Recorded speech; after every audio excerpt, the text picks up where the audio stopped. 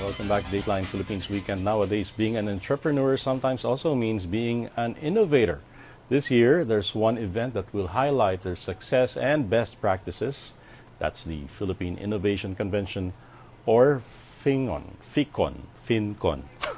Here to tell us more about that is Ray del Rosario. He's the president of the Philippine Innovation Entrepreneurship Mission. Hi, Ray, and welcome to Dateline Philippines. Hi. Yes.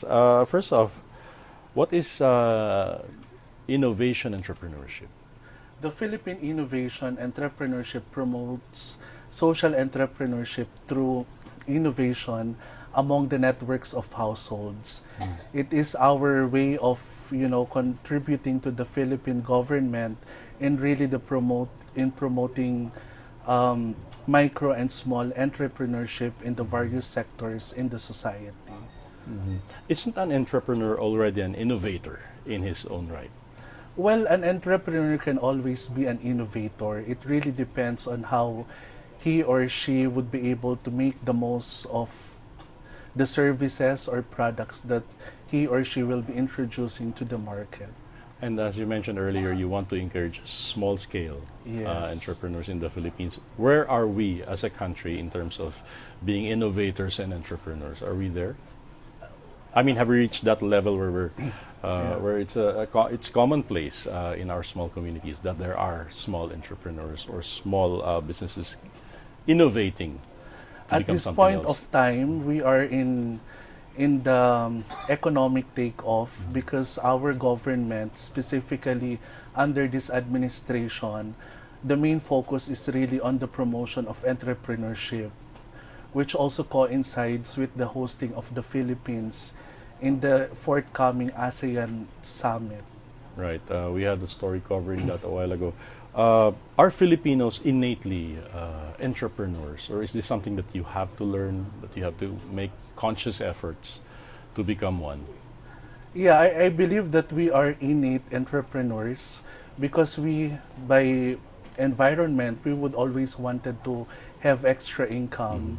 And entrepreneurship is not only in the formal context of business engagement, it can also be in the formal activities in our day-to-day work. For instance, there are so many opportunities for us to become entrepreneurs.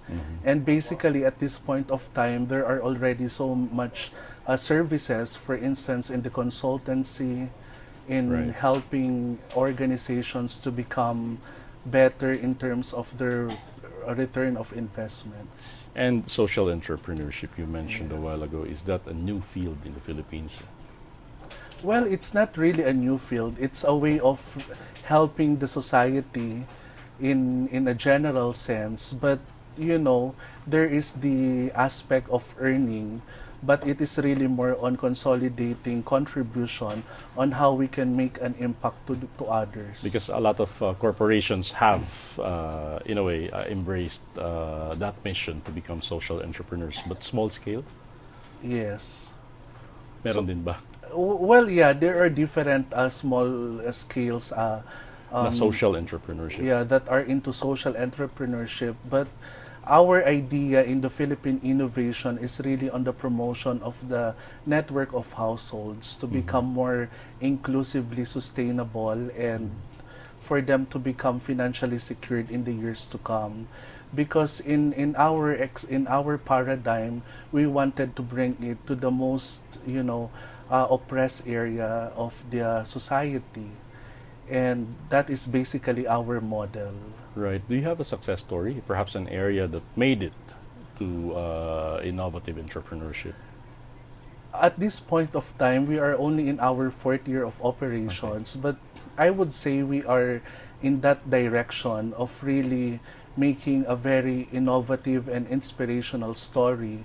But basically, it's really the story of every Filipino family in our adopted community, that they are able to become more secured, even though we are in an environment where economic concerns are really prevailing. Right. Do you have an example of what social entrepreneurship is on the lowest level, just to illustrate? Yeah, we have this one adopted community, and these are composed of different illegal settlers. So what we basically do is to educate them. We provide them training and different sort of encouragement, and most specifically on value formation. So in effect, it's a community wherein they help one another. So a family will be able to sell their product to the other members of the society.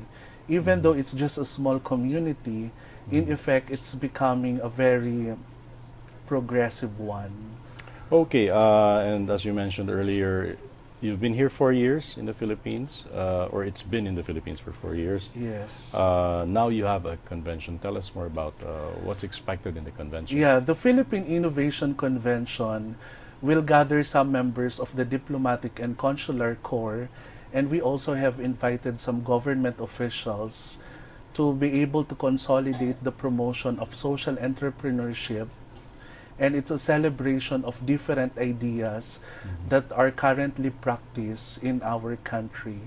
And it also coincides with the presentation of the recipients of the 2017 Philippine Innovation Man of the Year and the 2017 Pinoy Leadership Innovation Awards. Tell us a bit about the candidates Well, actually, for Man of the Year. we already have 3 recipients, and we have DTI Secretary Lopez. We also have Mr. Peter Wallace, and the other one is the president of Chinoy TV. And they are all rooting for the Philippine Innovation Man of the They Year. are For all tw- recipients. all recipients. For this what year. what types of candidates are we looking at this Well, year? At least what fields are they from?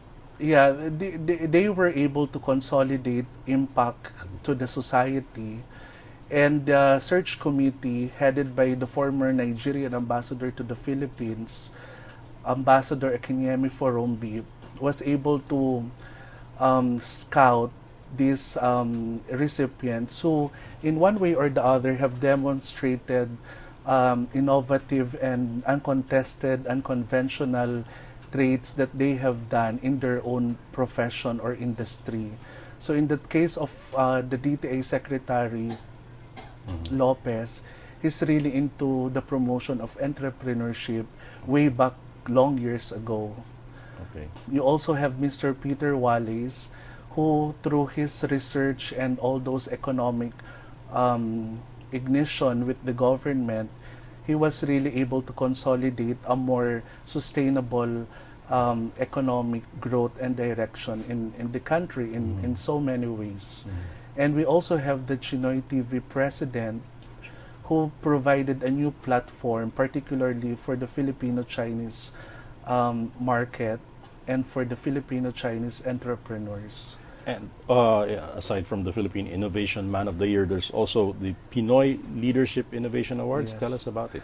Well, the Pinoy Leadership Innovation Awards wishes to acknowledge different Filipino organizations or individuals. And in this year, we have ANC as our main recipient.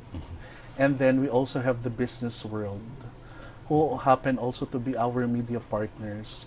So they are not only promoting, different business activities in the country, but they also serve as a platform for the young and the new entrepreneurs to be able to showcase and promote whatever advocacies they have. And what does it take to become a Pinoy Leadership Innovation Awardee? We have different criterias, and in this year, the members of the search committee, they were able to discuss and convey based on the criterias they have. So they voted. So it's like a majority decision making as well. Okay, on to the Philippine Innovation Convention. When is this going to happen? How many days? Yeah, the Philippine Innovation Convention will be held on the 28th of February in Makati Sports This is a Club. one-day affair. This is a Again. one-day event. No, this is only an afternoon event Afternoon because we event, wanted to really encourage all the members of the diplomatic and consular corps to be present. Right. So there are already 20 confirmed ambassadors, And our keynote speakers is the newly elected Dean of the Consular Corps, who happened to be the head of mission of the Embassy of Chile in Manila. And we also have invited a speaker, the former speaker, de Venecia, to inspire the delegates. Okay, and this event is open to the public? This is only by invitation. By invitation, okay. And- Who's expected to attend the convention? Yeah, well, we have members from the diplomatic and consular corps, some government officials, and some members of the business community, including the civil society. And for those who are interested to know more about the outputs of the convention, how can they access your group? Yeah, they can visit our website. It's www.piemi.org or Oh. piemi.org.